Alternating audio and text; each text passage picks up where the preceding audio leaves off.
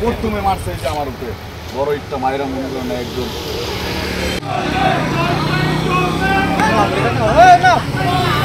হালকাভাবে আসতে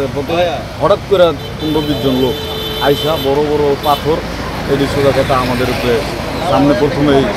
করে পরে কোনো রকম আর কি আমরা প্রাণে বেঁচে রিকোয়েস্ট করলাম কিন্তু প্রাণে বেঁচে দৌড় দেওয়া দিচ্ছি তাও মনে করেন যে আমাকে